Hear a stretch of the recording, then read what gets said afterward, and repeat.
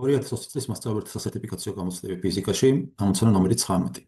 სხეული ასრულებს ჰარმონიულ რხევას x ღერძის გასწვრივ. ნახატზე გამოყვანილია სხეულის კოორდინატის დროზე დამოკიდებულების გრაფიკი. კოორდინატის დროზე დამოკიდებულებას აქვს შემდეგი სახე: x უდრის a სინუს 2π ნიუტეს პლუს φ, სადაც არხევის ამპლიტუდაა. მოცემული გვაქვს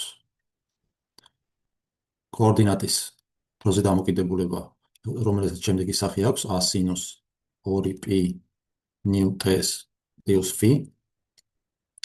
და გვეკითხებიან რხევის საწყის ფაზა იპოვეთ. ესე იგი, ჩვენი მიზანია განსაზღვროთ რისი ტოლი არის φ. ახლა x უდრის a სინუს 2π ნიუტეს პლუს φ-ს.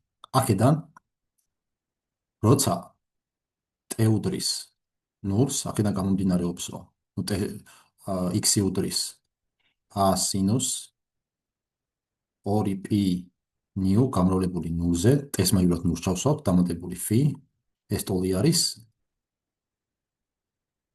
a სინუს φ-ს.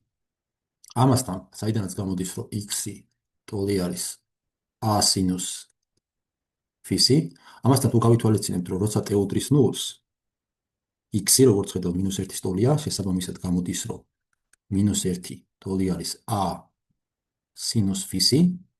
იმის გათვალისწინებით, რომ სხეულის ამპლიტუდა საწყისი მდგომარეობიდან მაქსიმალური გადახრა, ესე იგი არის 2-ის ტოლი, მაქსიმალური გადახრა არის 2-ის ტოლი, ანუ a ტოლი არის 2-ის, საიდანაც გამოგვივა, რომ -1 უდრის 2 სინუს φ-ს, საიდანაც სინუს φ ტოლი არის -1/2-ის, ასე რომ φ ტოლი ყოფილა 210 გრადუსის.